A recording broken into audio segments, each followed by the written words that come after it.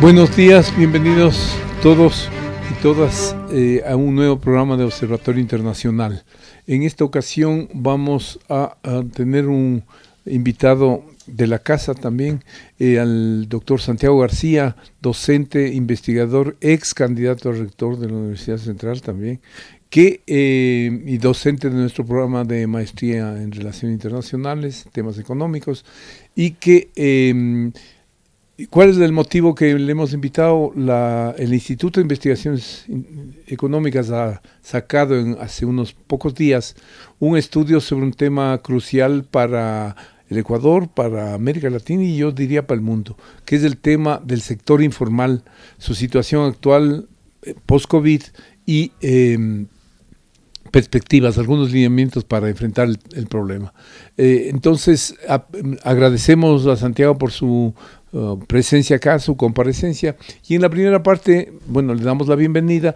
Vamos a pedirle que nos presente los ejes fundamentales, en qué consistió y cuáles son los hallazgos centrales del estudio realizado. Gracias, Marco, por la invitación. Siempre para mí es un honor estar aquí en mi universidad también, la Universidad Andina Simón Bolívar, donde tuve la posibilidad de hacer mi primera maestría, así que eso siempre lo llevo presente. Usted lo dijo bien, es uno de los temas centrales del mundo ¿cómo lo llamamos? Post-liberal, el mundo actual, ¿no? Porque hay un proceso a nivel global de precarización de la fuerza de trabajo.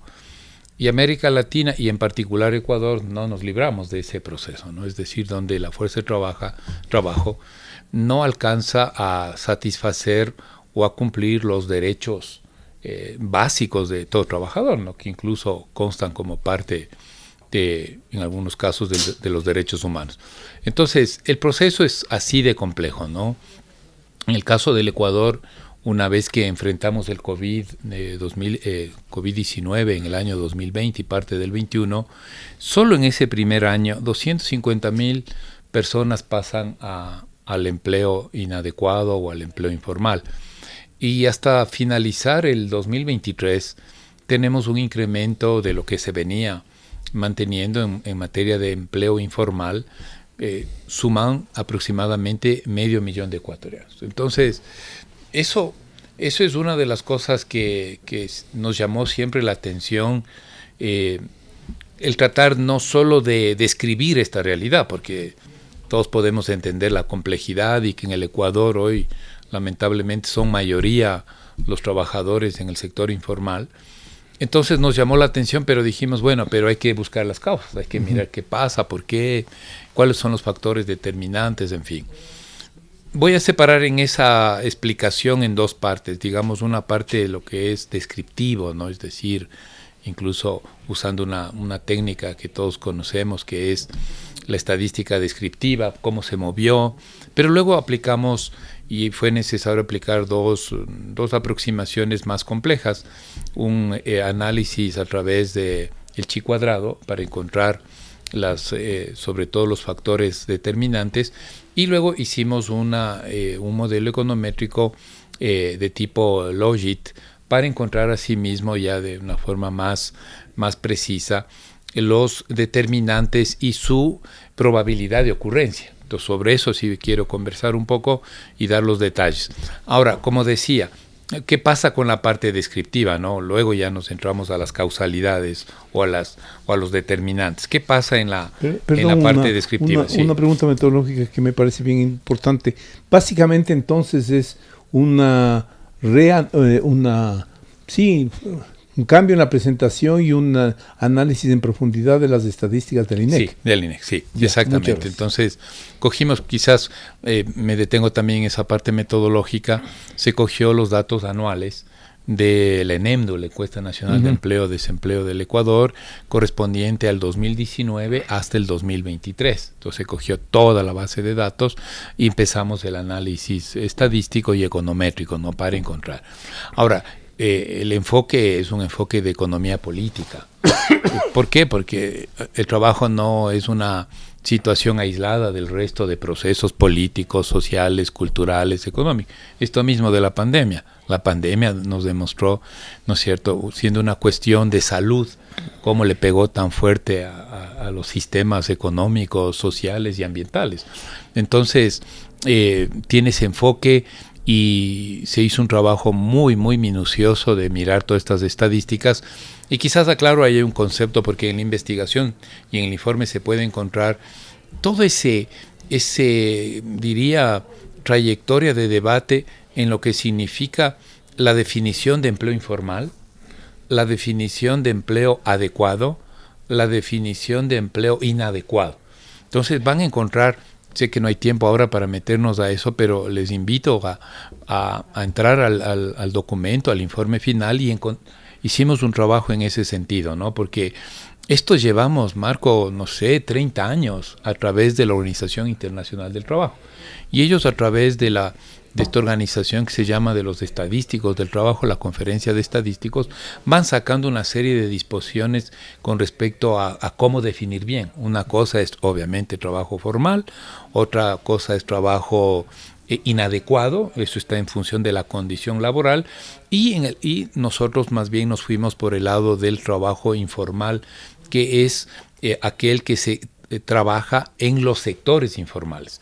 Y para el caso del Ecuador, ya para cerrar esta parte metodológica, el Ecuador hace una medición indirecta de lo que es el empleo informal, porque asume que toda persona que trabaje en una organización, una unidad productiva que no tenga registro único de contribuyentes, y es informal. A mí no me desagrada, es una definición operativa rápida. Creo que si una organización no tiene RUC o registro de contribuyentes, es difícil que le dé una afiliación al Seguro Social, es difícil que mantenga el régimen laboral, ¿no es cierto?, con los décimos, el fondo de reserva. Entonces, creo que se acerca bastante bien a la condición de precariedad a través de esa definición. Pero en los próximos años, ahí está el debate, lo planteamos, tiene que el Ecuador avanzar a una definición más directa.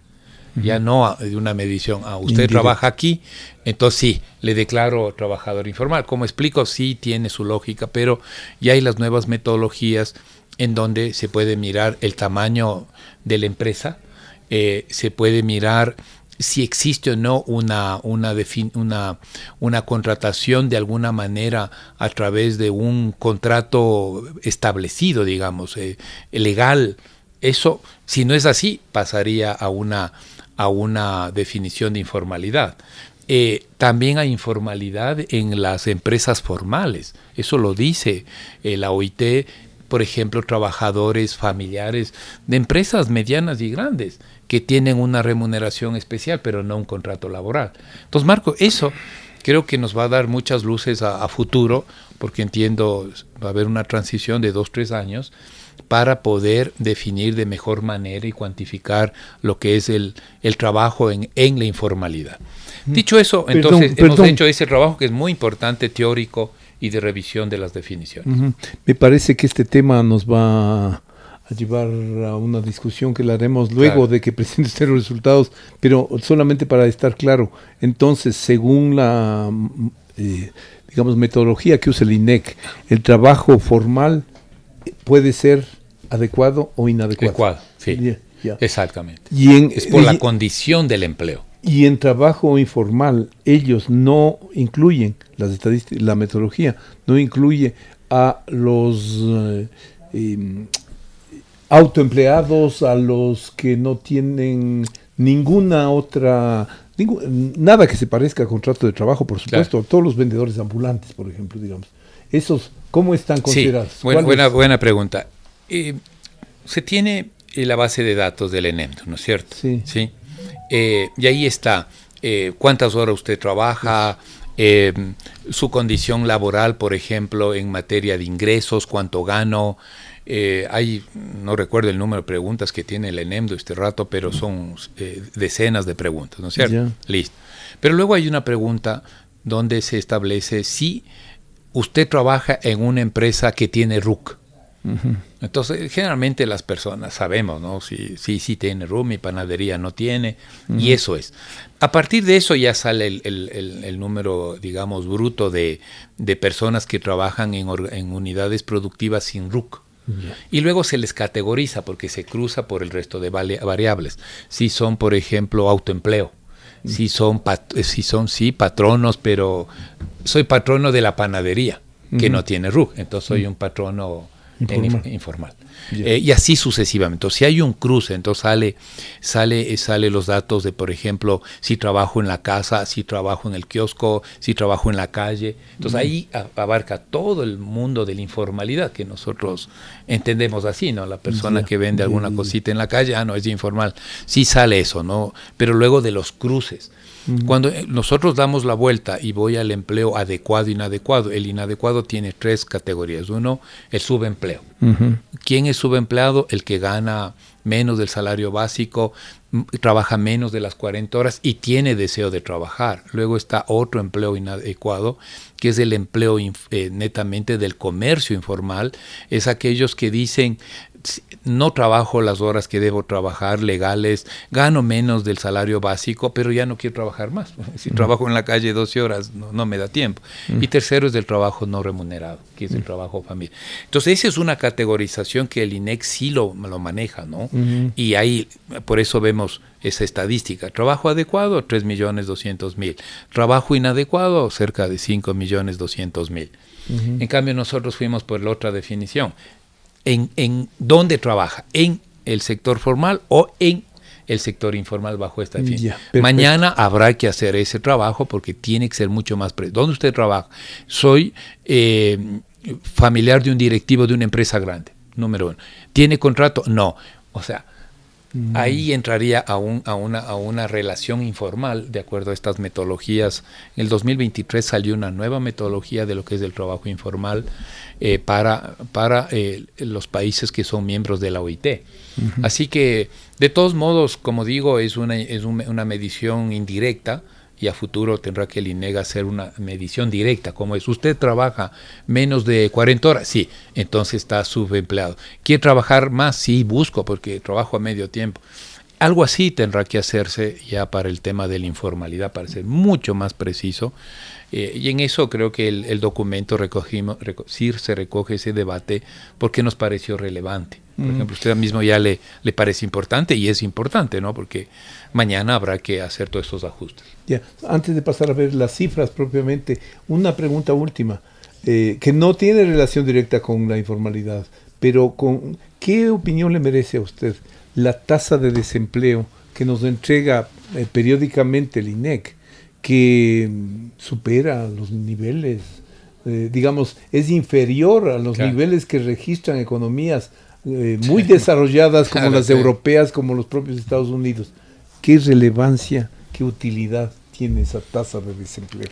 Yo creo que hay estudios sobre lo que se llama la dinámica laboral en el Ecuador. Entonces la dinámica es, ¿no es cierto?, se tiene la población económicamente activa, mayores de 15 años, que podemos tener una ocupación o una desocupación. Entonces, el dato que tenemos es el 95% de ecuatorianos tiene ocupación. Y solo el 5% para redondear, ¿no? Es el 4%, el 5% no tengo ocupación, es un desempleo, o sea, no tiene. Estamos mejor que Estados Unidos. Claro, pero el problema es que cuando uno le coge así, necesito entrar a la definición de ocupado. Y ocupado es ocupado adecuado y ocupado inadecuado. Perfecto. Y entonces ahí sí, la masa de ecuatorianos, ¿en dónde están? En el inadecuado. O visto por nuestro lado, la masa de ecuatorianos, ¿no es cierto?, están en el sector informal. Perfecto. Entonces ahí hay estudios interesantes donde, por ejemplo, nuestros jóvenes universitarios no pasan al desempleo. Pasan directamente, por ejemplo, al subempleo. Porque consiguen alguna cosita, hacen una pasantía sí, pagada, soy mecánico y voy a la mecánica y me dan algo, entonces soy un trabajador no remunerado, me dan algo, ¿sí? Y trabajo 6 horas. Eso es, usted sabe, Marco, eso hay cientos de miles de ecuatorianos. Entonces, o sea, los ni están allí. Están ahí, sí. Entonces, claro, cuando uno hace análisis y si quiere decir que el mercado de trabajo está bien porque el desempleo es pequeño, no es. No es un eufemismo, eso no está bien. Pero hay que meterse ya a la estadística del empleo inadecuado o meterse, como lo hicimos nosotros, al empleo informal. Y ahí son mayoría. Entonces eso, Marco, es interesante. Sí, un poquito para la parte descriptiva de quiénes son los informales. 55% son hombres, la diferencia son mujeres. Sí, gran parte de los informales son jóvenes de 15 a 29 años, entonces aproximadamente son una cuarta parte, es decir, el 25% del informal son jóvenes, eso, en edad de estudio y de salida de la universidad, 15, 29 años. Nos preocupa mucho el tema, es que un buen grupo, más del 60% del informal, no tiene educación básica completa o tiene educación básica. Entonces eso marca la cancha, es decir, si no logro tener y no supero la educación básica, ya prácticamente es como decirle, ya tú tienes que estar en el sector informal. Esos son los datos, ¿no es cierto?, que sacamos. Hay un grupo que... Perdón, sí. Una cosita. Hoy día escuché a un experto en educación de UNESCO que estaba por acá, que decía que, analizando los datos de la educación ecuatoriana, que entrándole por el lado de los ingresos a universidades y las personas que simplemente no tienen capacidad de entrar, más del 50% no tienen ni tiene la capacidad no tiene ese nivel de educación necesario, y si lo tiene, el 50% al menos no puede entrar. Así es. Entonces decía, ahí está como pensando ya en sus modelos lógicos, que era necesario hacer un cohete como un modelo de esos para llegar a conclusiones que ese señor llegaba viendo los cuadros estadísticos de la educación en el Ecuador frente a América, al mundo. Al mundo, sí. Yo creo que eso cae por su propio peso, ¿no? Uh-huh. Porque también estamos viviendo, hay que irse por el otro lado, por la estructura productiva. Uh-huh. Y la estructura productiva, más mal que bien, también ha cambiado mucho en el país. Y ahí se necesita personas con un mínimo, digamos, de calificación. Uh-huh. Entonces, si el dato que sacamos, 60% de ecuatorianos no alcanza el nivel educativo que se requiere en estas organizaciones, por más pequeña que sea, entonces queda claro que termina en la informalidad. Uh-huh. ¿Y qué es la informalidad? Ya lo hemos dicho, trabajar en la calle, no tener ningún derecho laboral, y eso es. Sí nos queda a las personas que estamos en el nivel educativo, en el sector de la educación. Bueno, ¿y entonces qué hacemos? Porque parecería que la carga de la prueba, como dicen los abogados, dentro de un delito, digámoslo así, la carga de la prueba está en el sistema educativo, porque posiblemente no estamos haciendo el esfuerzo que hay que hacer para que esos millones, diría yo, de ecuatorianos, sí, pueda la educación ser el instrumento que le lleve a la formalidad. Súper ese tema.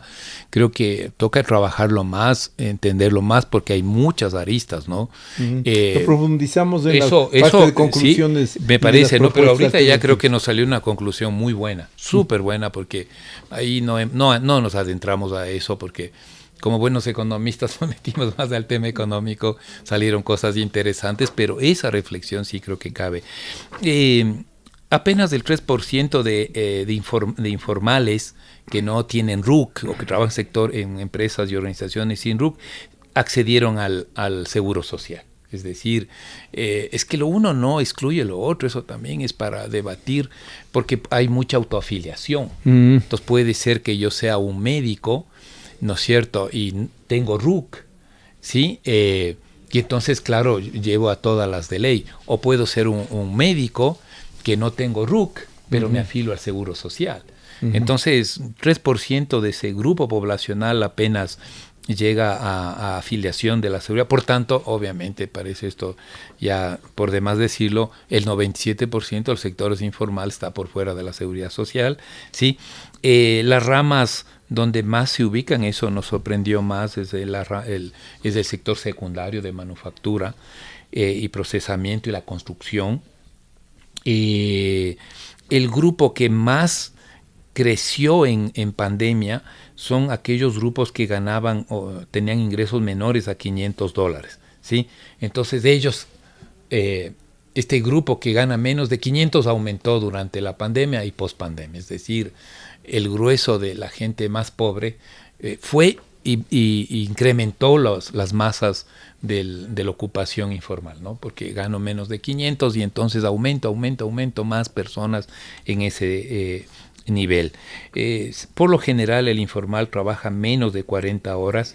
Claro, hay excepciones. El comercio informal, me paso en la calle 16 horas ya, pero el promedio en general es que una de las características es trabajar menos de 40 horas, ¿sí? Y eso está corroborado. Hay cosas, realmente la base estadística que se puede encontrar en el estudio es súper amplio, se puede desagregar por edades, ya mencioné algo de 15 a 29 años, de 30 a 59, de 40 a 59, el tema del nivel de instrucción, si es ninguno, centro de alfabetización, educación básica, la categoría de ocupación, lo que usted me preguntaba, Marco, si es jornalero, si es patrono, si es cuenta propia, si es trabajador de hogar no remunerado, y aquí están las cifras, ¿no? Uh-huh. Por ejemplo, cojo trabajador de hogar no remunerado, 811,000 están en el sector informal, en cuenta propia, es decir, el comerciante informal, ese es cuenta propia. ¿Y esos son? 2.366.000 al año 23. Este dato tenemos que actualizarlo el 2024, creo que serán números peores que estos, uh-huh, porque el 2024 tuvimos un decrecimiento económico. En fin, me detengo ahí, Marco, por el tiempo, pero les invito a acceder a este estudio que se lo está compartiendo en redes sociales, en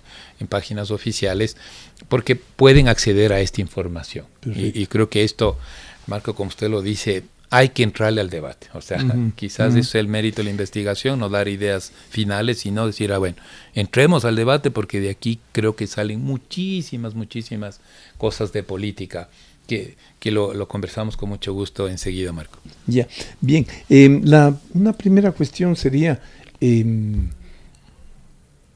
si algo mostró el COVID, es que la informalidad no es una característica exclusiva de los países latinoamericanos ni de los países pobres.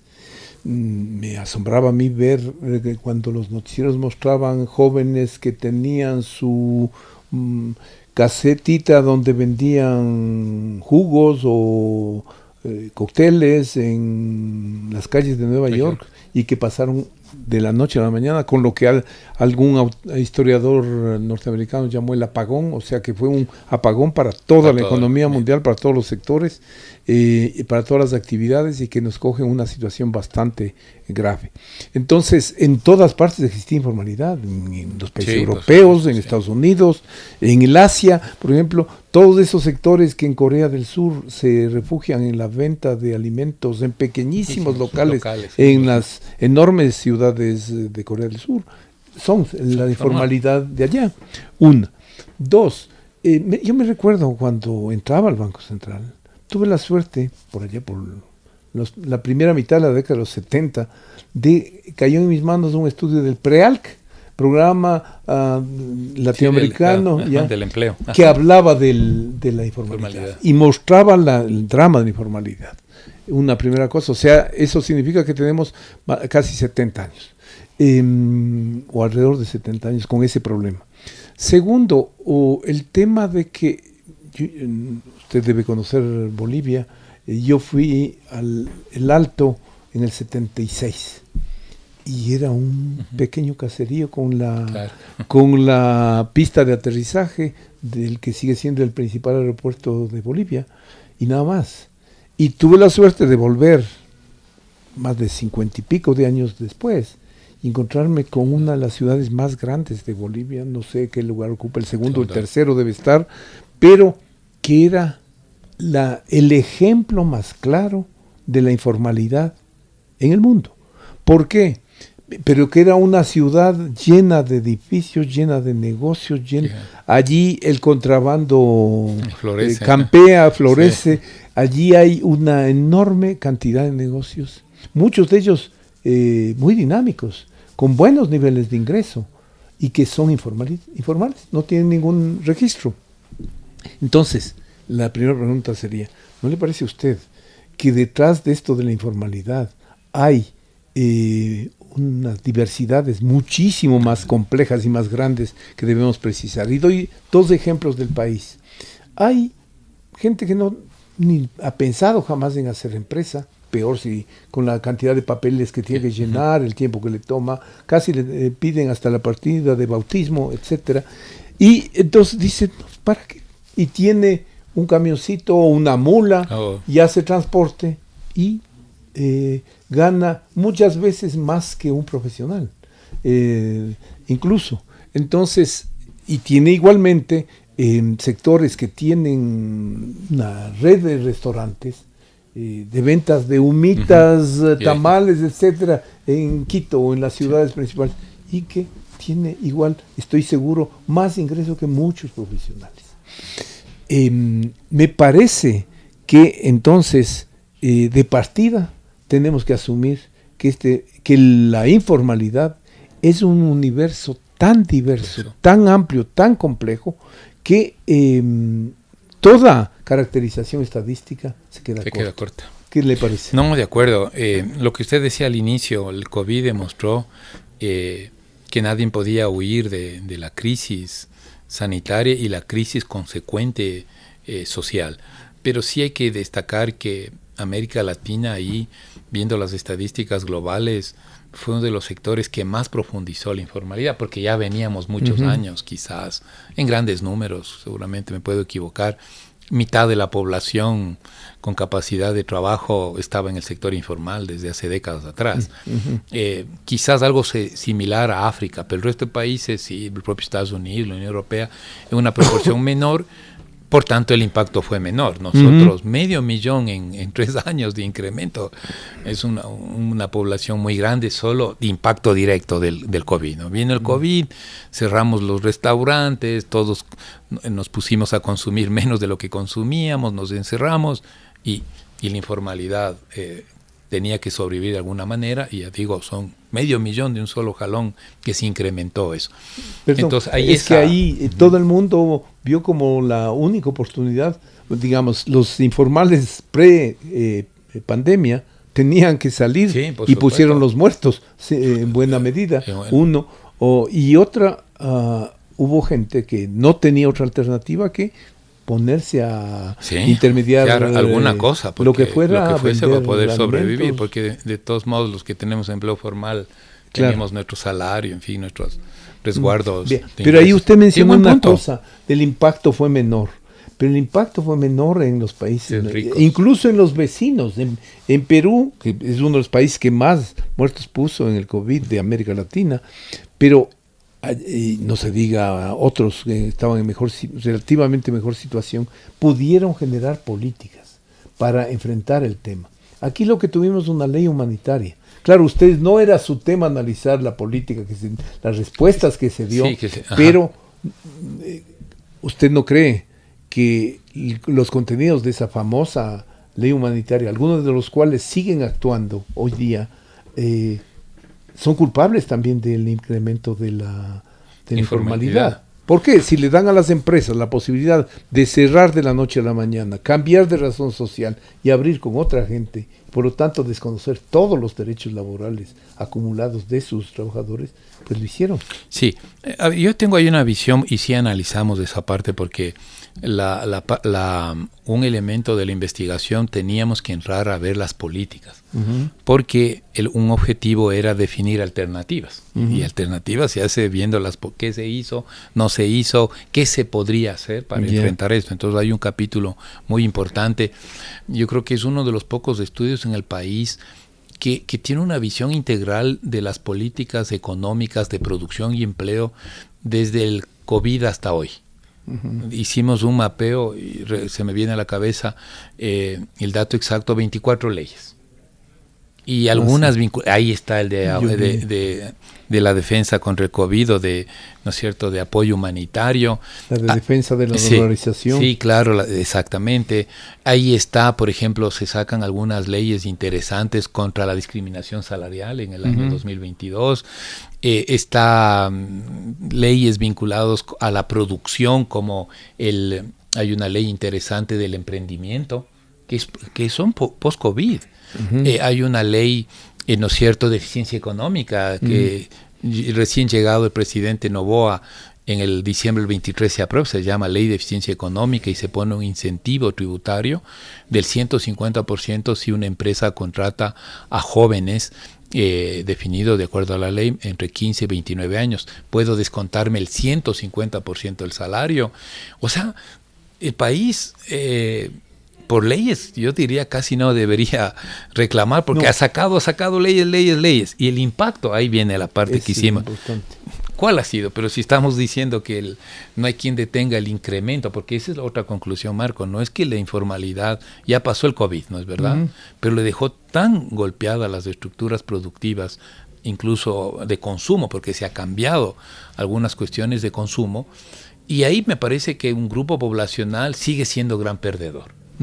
Pero eso también es un buen punto para analizar. Bueno, entonces, ¿de qué estamos hablando? Por ejemplo, si yo no salgo a la calle y utilizo servicios virtuales en la banca y no me acerco a la banca, y entonces el informal que me vendía algo al entrar a esa institución ya no lo encuentra. No me encuentra, ya no voy. Entonces, mucho de eso ha cambiado.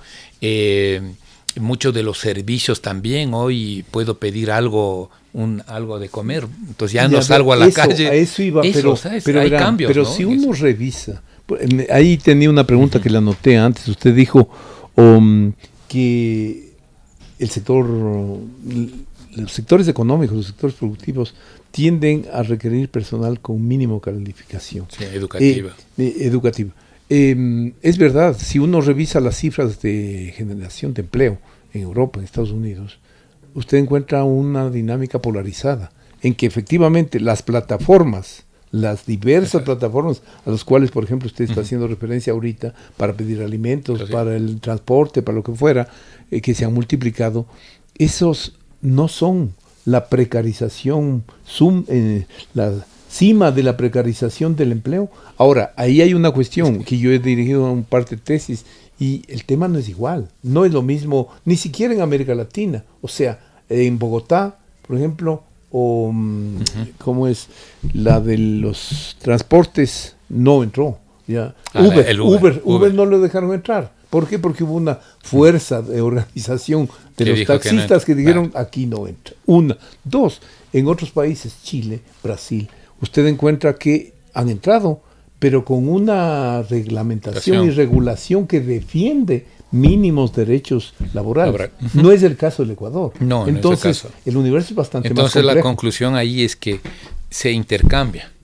O sea, una informalidad por otra informalidad. Es decir, ya el vendedor de comida de la calle como que se queda sin espacio, y ahora encontramos el transportador de la comida de tal restaurante que me deje en la casa. Pero esa persona, yo soy crítico de eso. No hay regulación, por ejemplo, en seguridad del trabajo, incluso el tema sanitario. Usted ve a estos pobres recorrer kilómetros y kilómetros, incluso repartiendo comida de una cadena importante y de una empresa importante de distribución, en las condiciones sanitarias más precarias. Entonces, sí, ahí hay que trabajar mucho. Hay experiencias, por ejemplo, reciente viajé a España, y todos los Uber ahí regularon por el tema de seguridad. Todo Uber con marca Uber. ¿Por qué? Porque también puedo entrar a un auto que no tengo garantías de seguridad. Ellos, los españoles, se fueron por el tema de seguridad. Dije, no, usted está libre de hacer trabajo, etcétera, etcétera, pero usted en el auto pintado, bien referido, ¿sí? Y además voy a llevar un registro del gobierno o del gobierno municipal de que usted está. Si no, yo entro, salgo y al final también. Pero se fueron por la... Yo creo que eso hay que avanzar. Sí tenemos una propuesta, lo hicimos con Fundación Esquel y el programa de Pacto Social. Nadie nos hizo caso. De que las grandes plataformas, de alguna manera, firmen una especie de contrato que le sirva de referencia para esa persona, ¿sí? Por ejemplo, para solicitar un crédito. La cosa ahí legal es un contrato como de servicios, digamos, ocasionales, sin declararse patrono, porque la discusión a nivel global es es coworking. Es coworking. Entonces, ¿cómo quieres que yo te firme? Si es coworking, ¿yo te obligo a tener el taxi conmigo? No. ¿tú distribuyes? ¿Por qué? No. ¿Cuándo distribuyes? Sí, cuando yo puedo. Es cierto, hay una... Los Uber dicen, no, yo trabajo solo de 8 a 10 de la mañana, de ahí tengo otras cosas. Pero sí creo que le dábamos vuelta de que incluso sirva para poder coger, por ejemplo, un seguro de vida. Pero a cargo de la propia persona que trabaja. O sea, tratando de buscar un modelo híbrido, digamos. Eso es en resumen, porque sí preocupa esta precarización, esta falta. Y si me accidento como Uber, ¿qué pasa? ¿Quién responde? Bien, o sea, pero para completar lo que le estaba diciendo, en el otro extremo de la generación de empleo, sobre todo en los países más desarrollados, tenemos la exigencia de personas con elevada calificación y capacidad de manejo de inteligencia artificial, de todos los instrumentos que hoy día están. Entonces, esa es una primera, la polarización. Pero por lo que usted dice, me lleva a un documento que está citado en su trabajo, la larga sombra del informal del Banco Mundial. Del Banco Mundial, el último. Ajá. Ya, que es 2019 creo que es. No es el último, sí. Ya. Ajá. Yo me recordó como que fuera ahorita al trabajo también que con pura suerte el Banco Mundial sacó meses antes de que arranque el COVID, en 2019, el estado del trabajo en el mundo. Pero ahí ponía el énfasis en el tema del cambio tecnológico, cambio científico-técnico, y como era de esperarse, ahí se habla de una visión pesimista, de una visión ineluctable, digamos, el cambio siempre ha existido, seguirá existiendo, pero genera más trabajo, o la optimista, digamos, que genera más trabajo que el que destruye. Entonces, bueno, la visión pesimista, sí, siempre ha existido, siempre existirá, y destruye más. Y la otra, la que decía, no, el cambio tecnológico se inscribe en marco de estructuras productivas, de instituciones, de estructuras sociales, de marcos normativos que modelan o adecúan o inciden en la forma en que ese cambio se añade en esa sociedad específica. Pero el trabajo que ustedes hacen referencia ahí, que yo no lo conocía y lo entré a visitar, prácticamente que recoge esa afirmación neoclásica y se sustenta básicamente en eso, de decir que el informal, el que está vendiendo en el semáforo de la esquina, lo hace porque es su preferencia. Y eso me parece que es absoluta y estructuralmente absurdo. ¿Qué le parece a usted? No, ahí sí, corrijo, no tiene esa visión de que es una cuestión de preferencia. Más bien nosotros al analizar, por ejemplo, el propio COVID, analizar la estructura productiva que no es permeable a acaparar más, a llamar más empleo, ¿sí? Entonces somos críticos de eso, ¿no? Yo al final del día lo que aprendí de todo esto es que hay dos alternativas para buscar soluciones a la informalidad, ¿sí?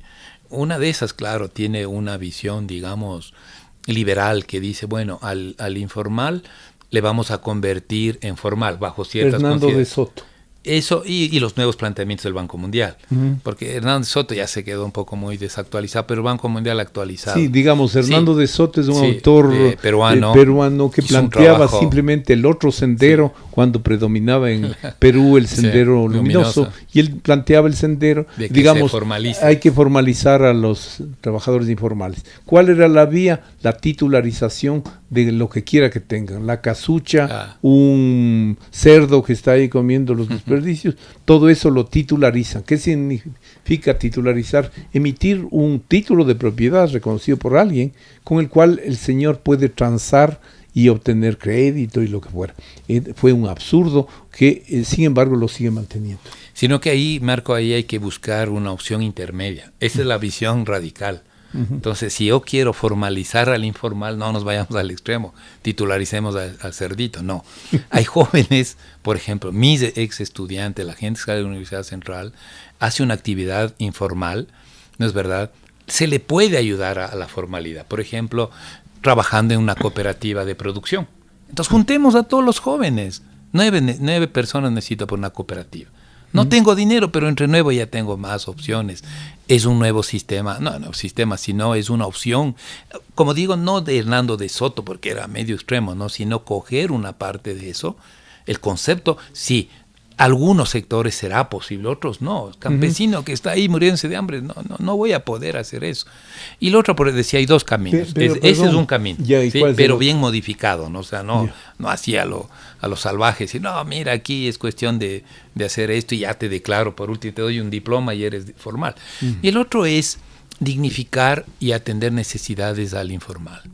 Por ejemplo, inventarse sistemas de protección social para informal, es decir, asumir, porque usted tiene que asumir las dos. Protección social. Sí, porque usted tiene que asumir las dos cosas, es decir, ¿puede pasar a la formalidad? No puede, estructuralmente no, o sí puede. Así puede, le ayudamos.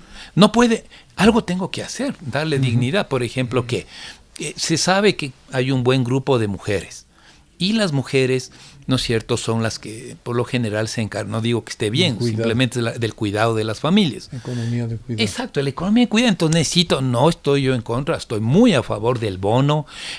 Hoy el país ha avanzado en el bono de cuidado de personas con discapacidad y eso, ¿no? Porque si es una persona, la mamá le cuida a un hijo con una enfermedad, pues ya hay un bono. Eso habría que ir perfeccionando para darle dignidad a esa persona de la informalidad, para garantizarle que lo que finalmente usted y yo todos buscamos, una calidad de vida lo más digna que se pueda, ¿no? Con eso decir, ya le doy un bono y ya estás digno, no, pero voy abriendo esa protección social que hay que pensar. Eso, yo creo que hay sectores informales que están hoy informales, el dueño del bus, que tiene a su chofer controlador informal, pero gano dinero. Solo es cuestión de que la ley, y tengamos claro los procesos, obligarlo. También di un ejemplo, profesionales que aparecen porque no tengo RUC, pero tengo un buen ingreso, soy dentista, entonces, por favor, mira, no, te obligo. Te obligo porque tienes que afiliarte al seguro, no hay otra. Bien. Cosas así me parece que se podría, ¿no? Pero en la diversidad, creo que esa es la conclusión. Es una diversidad brutal realmente la informalidad, no hay un modelo único, no todo es el vendedor de platanitos en la esquina, no es así. Hay jóvenes con profesionales, hay profesionales, hay, digamos, dueños de capital a través de un bus, a través de una infraestructura, son arrendatistas. O sea, por favor, hay muchas cosas que nos falta todavía legislar y encontrar esa salida, ¿no? El documento que ha entregado el Instituto de Investigaciones con este grupo de trabajo presidido por Santiago García es bastante voluminoso, 82 páginas. Yo lo revisé. Anexos, un montón de anexos. Yo lo revisé, pero no lo leí completamente. Entonces, pero quería plantear una cuestión que golpea algunas de las cosas que usted ha señalado o choca. Usted recordará en el año 20, me parece que fue 22, cuando el municipio de Quito o el distrito metropolitano llama a una convocatoria para llenar puestos de 140 y pico, 43, 45 auxiliares de limpieza. Para algún periodista con un conocimiento de la quiteñidad, él llamó, era 143 capariches, o sea, ayudantes del que barre las calles. Y se presentan 10,000 personas, donde había doctores, abogados, economistas, psicólogos, arquitectos, ingenieros, 10,000 personas por 143 puestos de bajísima calificación. Y luego hubo una cosa parecida unos meses después en alguna convocatoria de, no me acuerdo si era la policía, el ejército, que buscaba personal civil para determinadas funciones con 650 puestos. La cosa fue bastante parecida, con un montón de profesionales de las más diversas calificaciones. Y entonces la pregunta es, ¿eso está analizado en su texto acá? No está no, ese detalle no. Porque eso fue, fue una lección dolorosa de sociología y de economía política para fuerte, todos los ¿no? que nos preocupamos de pero este tema. sí lo abordamos de la siguiente manera, o sea, y el estudio, no completé la idea, pero sé que ya no hay tiempo. Estas 24 leyes post-COVID del 20, ¿no? Del 20 hasta el 24, ahí llegamos hasta el 24. Y muchas de estas leyes parecen importantes, pero el efecto neto en el empleo no ha cambiado nada.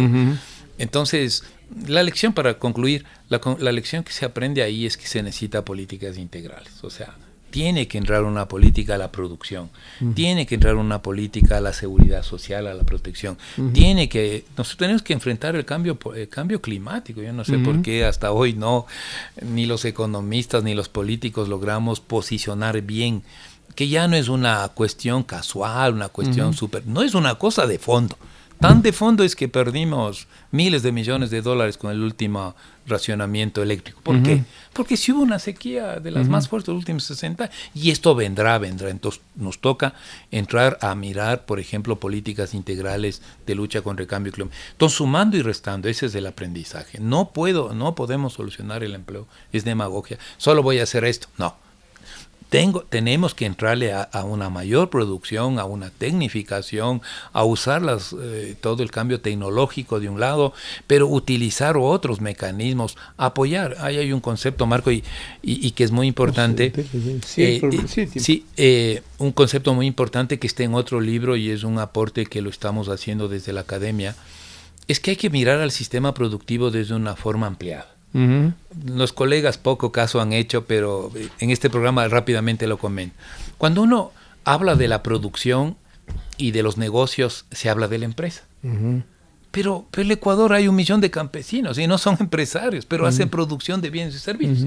Hay otro 1 millón de artesanos. Entonces la propuesta nuestra, y que consta en el documento, es que el actor para solucionar la informalidad es el sistema productivo ampliado. Entonces no es solo empresa, porque también la empresa es la empresa tiene su rol, por supuesto. Segundo, tengo que pensar en los millones de la economía familiar campesina, tengo que pensar en los millones y sus familias del artesano, y tengo que pensar en los millones y millones de las unidades informales. Ese es el sistema productivo ampliado. Y eso nos va a exigir una calidad de Estado distinta. Porque la política económica, para mencionar la política pública en general, ya no tiene un actor homogéneo como su beneficiario, sino que tiene un sector heterogéneo. Pero para hacer eso una política diferenciada, aquí atiendo a al otro, porque al final del día el Ecuador quiere dar empleo digno, va a requerirse un Estado de alta calidad, de alta eficiencia. Porque no es lo mismo, saca el Ministerio de la Producción un programa de apoyo a la pyme, pero por favor, señores, nada se parece a la economía campesina. No, pero es que tienen pyme es menos, microempresas menos de 9 empleados y aquí tengo campesinos de 3. Ya, pero las relaciones productivas de capitalización son distintas. Entonces no hay capacidad estatal de atención, porque atiendo a esto, pero a este otro no sé, yo no sé. Entonces, Marco, es un buen punto, ¿no? Pensar ya las políticas desde un punto de vista del sistema productivo ampliado, y ahí creo que se puede atacar a la diversidad. Ecuador ya reconocemos culturalmente biodiverso y la naturaleza es biodiversa, pero resulta que en el sistema productivo no pasamos de la teoría tradicional de que aquí solo hay empresas productivas. ¿Le parece a usted que esa heterogeneidad es reciente? No, eso va. Cuando la CEPAL hablaba de la heterogeneidad estructural hace casi 75 años, ¿estaba haciendo referencia a esto también? Sí, estaba haciendo referencia, pero ahí, por ejemplo, la CEPAL, acuérdese, los grandes libros y actores, grandes escritores, siempre hablaban de la diferencia de productividad. Así es. Nosotros tenemos una propuesta más acabada, que usted sabe, de economía política, el régimen de acumulación de esa unidad, que va más allá de la productividad, el régimen de propiedad, porque también el campesino es propietario de los medios de producción, no es el proletariado clásico, y su relación con el mercado, la economía popular y solidaria. ¿Cuánto hemos debatido? Parecería que construir un sistema social y solidario es un proceso. Las unidades cooperativas productivas se vinculan con el mercado y se vinculan con sus propios socios. Y queremos romantizar de que solo funcionan para sus socios. Cuando, Marco, usted tiene cooperativas de prestación de servicios que hoy en el Ecuador componen computadoras entre 9 socios. Y entonces es otra realidad también, ¿no? Yo ahí sí es un planteamiento estructuralista, pero este es más completo, digamos, a la luz de las actuales circunstancias. Porque como acabo de explicar hay más que productividad, ¿no? Que era el planteamiento, digo yo, más clásico de lo que era la heterogeneidad productiva. Ahora, usted, ¿qué opinión le merece? Me parece que es la 7ª pregunta planteada, esa de pasar al remuneración por horas. Por horas. Acá una en relación con el tema que ustedes han analizado acá. Primero vamos con eso. Yo creo, a ver, hay un concepto. Uno de los problemas que tenemos en las relaciones de producción y empleo es lo que estamos demostrando, la acelerada precarización del empleo. Ya. Entonces lo que hay que evitar con cualquier política, cualquiera que sea, llámese horas, vamos a hacer nuevos contratos laborales, voy a dar más flexibilidad en la organización de la jornada de 40 horas a la semana. Todo eso siempre tiene que evitarse la precarización. Entonces ya mi comentario ya tiene sustento. Yo no estoy en desacuerdo con las horas de trabajo siempre y cuando no implique precarización. ¿Y cómo hago eso? Seguro social, las remuneraciones complementarias que sean del caso. Los propios Estados Unidos hay por horas. Pero usted recuerda que en muchos estados hay un salario mínimo, por ejemplo, para el sector de alimentos. Fue una pelea de la comida rápida que decían aquí me pagan $4 y la persona que trabaja en el supermarket gana 14. Y hay un salario básico donde hay un derecho, o sea, tampoco puedo precarizar, es que no sé qué, y aquí es el capitalismo libre y extraordinario. No, aquí hay capitalismo, pero aquí hay orden, aquí hay ¿cómo decirlo?, unos consensos sociales en donde el país no puede darse el lujo de tener más precarizados.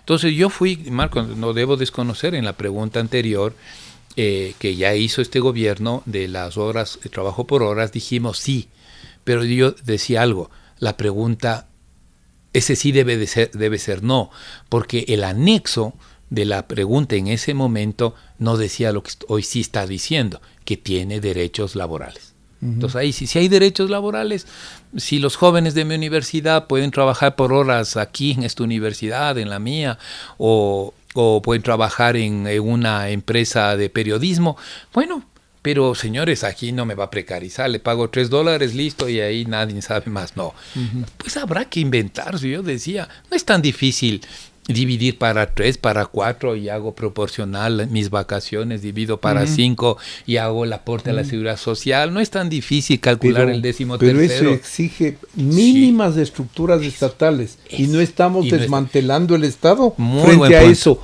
hay capacidad para investigar lo más elemental. Entonces, contratos. Marco, a la gente hay que decirle, ya basta de pensar que todo esto, los cambios que necesita el país es un Estado inmenso. No es inmenso, es un Estado súper bien manejado, una estructura administrativa eficiente, no en tamaño, sino en ideas, en poder promocionar, controlar, regular. Lo permite. ¿En serio? ¿Sí o no? Porque yo puedo decir, a ver, quiero ver aquí las personas, ¿no es cierto? Hago un seguimiento para poder formalizar, digamos, en un componente, no todos, eso insisto, no es que todo mundo, los 4 o 5 millones de informales, vamos a formalizar, ¿no? Ya hemos dicho eso, no se puede. Algún grupo sí, y ahí uso la tecnología, y uso la calidad del Estado que es capaz de hacer políticas diferenciadas.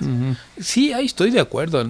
La gente estamos en los dos extremos. Hacerle un Estado chiquitito, miserablemente pequeño, y el otro que nos plantea, mire, aquí hay una burocracia y tranquilos, aquí la factura no pasa nada, al final del día pues ya pasará la factura no, yo no creo factura del empleado público. Últimamente me he metido mucho más al tema de historia económica, entonces he estado revisando temas que vienen desde muy antiguo y descubro que lo que usted señala, por ejemplo, viene desde antes de la colonia, casi la corrupción, por ejemplo, la compra-venta de puestos para cobrar los impuestos, para cobrar los aranceles, todo eso se vendía en la colonia. Entonces, y eso lo vemos ahorita cuando los directores de los hospitales compran el puesto y por lo tanto tienen que recuperarlo y por lo tanto hay corrupción. Entonces me parece que la cosa es bastante más compleja. Pero punto. La pregunta que le haría es,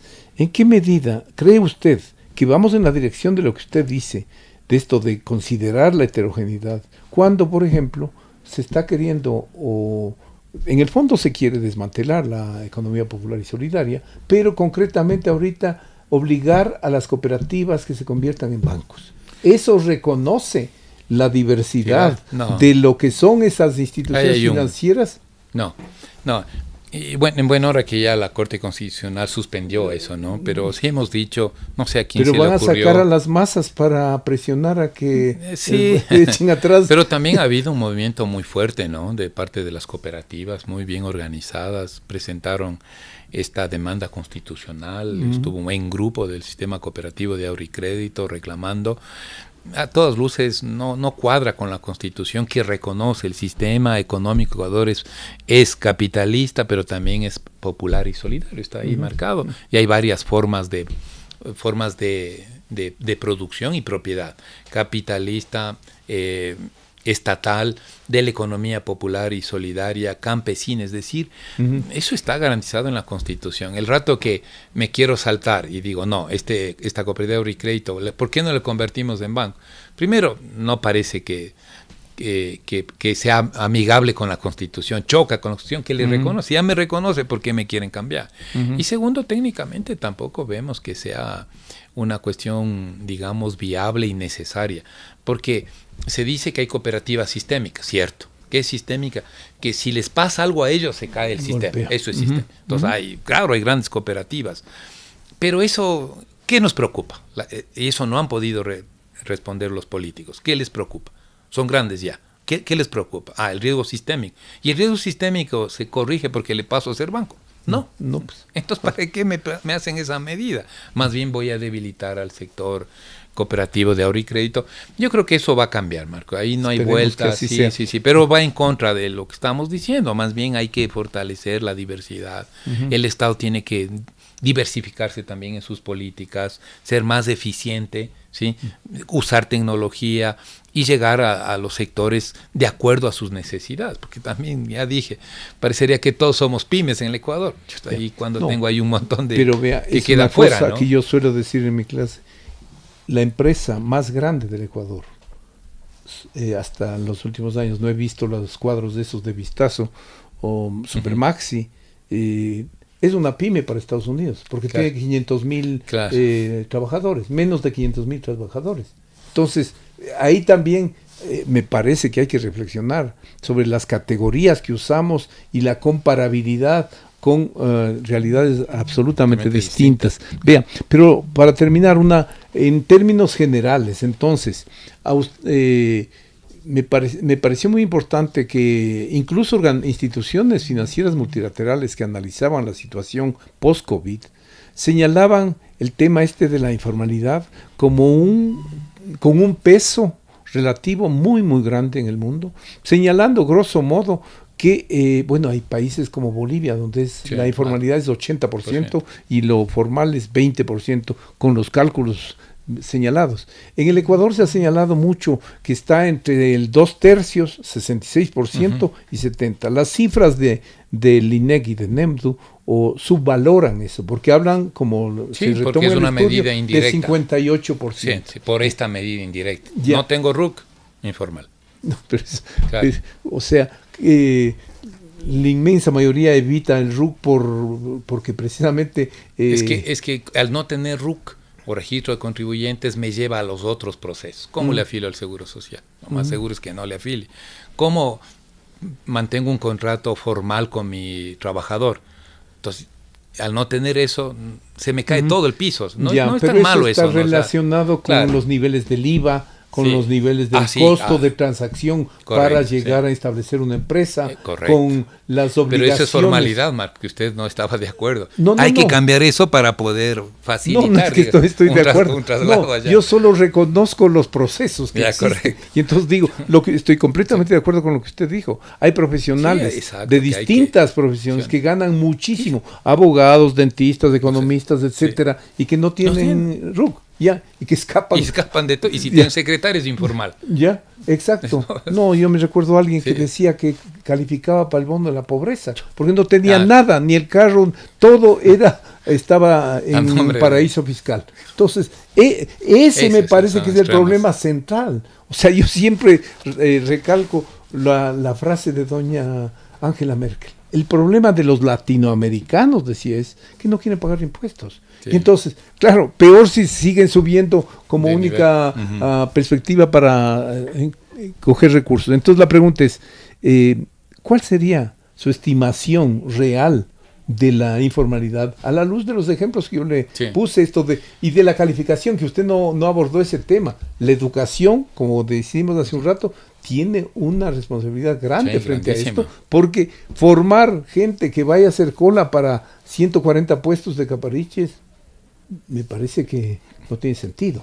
Para pasarse a enseñar robotización o inteligencia artificial, cuando las potencialidades de uso de eso acá inmediatos, sí pueden ser... algunos sectores lo reclaman, ¿no? Así es. Entonces, ¿cómo ves? Bueno, sí, no recuerdo este momento la cifra, porque sí hay el dato igual al nuestro, o al dato del INEC, que lo hizo la OIT y lo hizo la CEPAL para el Ecuador.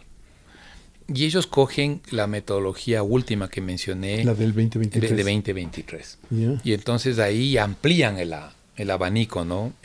Por ejemplo, hablan de si trabajo en empresas ahí sí es a nivel internacional, menos de 5 empleados. Eso ya rompe con el concepto nuestro de microempresa, que es menos de 9. 1, 2, que la productividad sea baja. Entonces hicieron unos cálculos y ya me declaro informal. Y hay unos 2 o 3 criterios que ahorita se me van de la cabeza. Y entonces ellos, claro, llegan a una estimación, como usted dice, de un 66%, ¿no? Sí. 2/3. Tengo un par de compañeros de la universidad también que hicieron un cálculo. Sumado a esto de no tener RUC, le sumaron a aquellos, dentro de la encuesta, aquellas personas que no están afiliados al Seguro Social. Entonces subió el porcentaje. Entonces eso subió al 70%, porque obviamente no tengo RUC y lo más seguro es que no tengo Seguro Social. Pero yo creo que ahí está la cifra, y me parece que lo más importante en este proceso es, siendo necesario, y ojalá el INEC, como decimos, ajuste esto, pero va a demorar porque no son procesos rápidos, no es que uno ya sale. Esta encuesta mismo es tremenda, tiene 1 millón de datos internos que conlleva el ENEMDU. Entonces, hay que hacerlo, seguro que sí, pero yo creo que lo más importante es visualizar la problemática social económica de esto. Eso creo. Y lo que pensemos de aquí en adelante tiene que ser visiones integrales. No hay salida. No tenemos que desgastarnos a esta persona que es tan pobre le voy a formalizar. No, tenemos que encontrarle la salida integral. A este sí, a este no, a este, como dijimos, protección social, a este otro grupo le vamos a facilitar para que se haga cooperativa, al campesino le vamos a ayudar para que pueda, al menos los jefes de la unidad campesina, acceder al seguro social campesino, que hoy, dicho entre paréntesis, ha bajado el número. Suben los campesinos y el seguro campesino baja. O sea, son cosas, Marco, como digo, si pudiésemos en algún momento dar esa integralidad, creo que podríamos.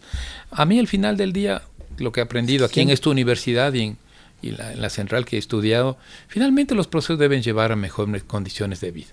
Eso es el resto. El resto, voy a cocinar así, acá no, acá sí.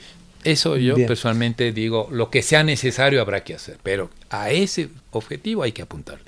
Sí, y para cerrar, o sea, ¿le parece a usted entonces que las propuestas esas que se están manejando a otros niveles, al nivel de las multilaterales, al nivel de Naciones Unidas, en términos de que no forzosamente va a haber que encontrar otra forma de distribución no del ingreso, sino precisamente la remuneración básica universal, o como que se han hecho de pruebas en países nórdicos, en Estados Unidos, en europeos, en otros, y hay evaluaciones diversas, pero si es que a todo lo que hemos dicho, y no nos hemos metido con la seguridad social, porque no hemos tenido tiempo y le dejemos nomás ahí, pero es evidente que si el mundo tiene un problema de aquí al 2100, 2050 incluso, es el del empleo.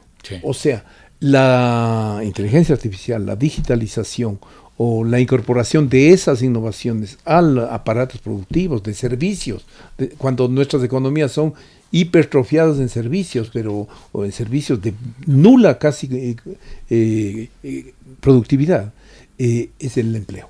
Y entonces, frente a eso, las dinámicas de la agricultura mecanizada, intensiva, con drones, riego por goteo, etcétera, etcétera, etcétera, que tiende a expulsar a los campesinos pequeños.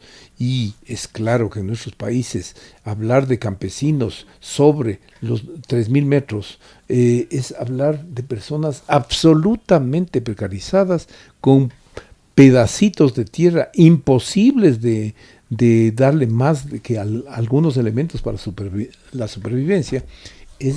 Esos mecanismos tarde o temprano van a tener que visualizarse. Yo creo, y Marco, que como en la tónica que hemos hablado se necesita, como el problema es así de complejo y diverso, también soluciones diversas. Yo no pierdo de vista y no hay que perder de vista lo que pasa, por ejemplo, con la reducción de la jornada laboral en los países ricos.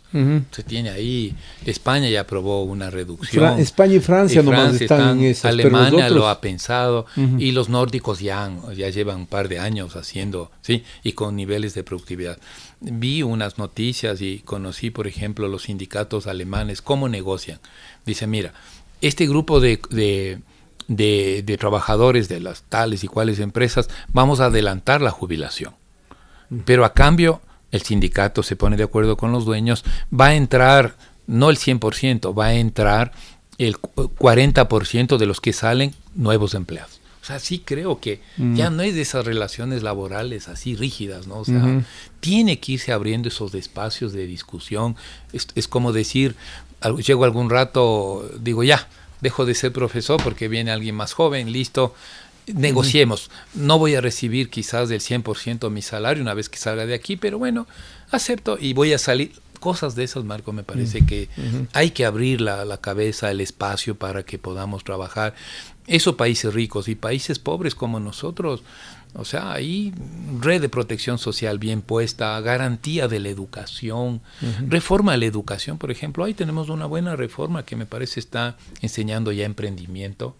Y dentro de emprendimiento hay alguien que hay que felicitarlo, no sé quién, se está enseñando educación financiera. Porque también los ecuatorianos, 7 tarjetas de crédito, por favor, o sea, ¿cómo manejo tarjeteando en forma diferencial. Rompiendo todos los principios financieros. Pero lo que usted dice, lo último, perdone, ya iba a cerrar, pero yo me recuerdo desde la década del 70, y lo conversamos con otros colegas hace unos días, tesis maravillosas en la Politécnica en el que planteaban procesos productivos excelentes, alternativas que usaban intensivamente los recursos, cuando el trigo se puso carísimo, hacer pan de yuca, pan de verde, etcétera, cosas muy buenas de tesis de los estudiantes de la Politécnica, de acá y de la del litoral, pero que finalmente se quedan ahí, porque no hay ningún mecanismo y el sector financiero está lejos de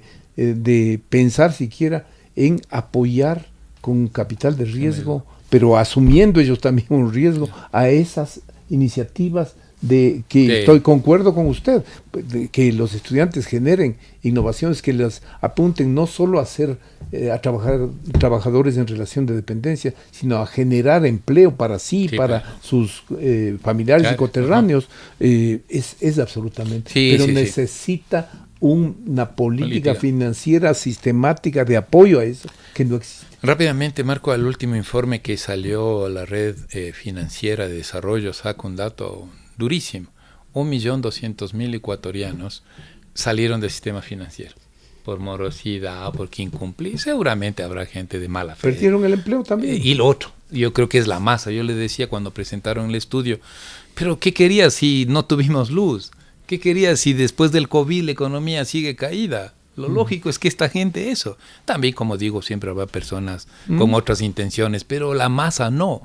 Pero lo que ellos decían en este informe es que resulta, ya hay como 1,5 millones de desfinanciarizados, es decir, no están no bancarizados. No bancarizados. A lo que hay que sumar 1.200.000 que ya salieron. Cortaron. Quizás el que no esté bancarizado, por ejemplo, un joven estudiante de universidad pública, ya mañana se bancariza. Pero ahora, ¿cómo hago para bancarizar al desbancarizado? Buen punto, súper buen punto. No hay legislación, no hay política, parecería que importa poco. Sí, eso hay que trabajar. Y otro rápidamente, Marco, 30 años desde trabajé en algunos temas vinculados a crear lo que se llama fondos de garantía. 30 este bendito país y no puede sacar. Hoy algo tiene la corporación financiera. Pero ese es para estratos y para proyectos de otro nivel. Y además chiquito, ¿cuánto fondo tiene? El último dato que vi, 100 millones. Pero el monto del crédito en el Ecuador supera los 60 mil millones de dólares. Pero el 80% consumo. No tanto, no. Es consumo, no, es producción y consumo. Sí, más o menos entre los dos se hace 80. Pero y luego el 10% es micro. Eso, por ejemplo, declaremos prioridad nacional el microcrédito. Financiar, ¿sí o no? Apoyar. Y apoyar. Eso, y los fondos de garantía. Entonces un joven no tiene garantía, muy bien. Compra un seguro de crédito y con eso voy y garantizo el 95% de mi microcrédito, listo. Incluso el riesgo le bajo a cero. O sea, hay muchas cosas, pero este país siempre estas políticas han sido del patio trasero. Siempre deja ahí algo, alguien se le ocurre. Cortoplacismo, así es. Muy bien, muchas gracias. Como ustedes ven, hemos divagado un poco en la última parte sobre una serie de problemas que están relacionados con la temática analizada por este trabajo. Me parece como corolario necesario recomendarles que vean el estudio, vean los datos y se interesen por estos problemas para aportar con propuestas para tratar de solucionar este serio problema de nuestro país. Muchas gracias.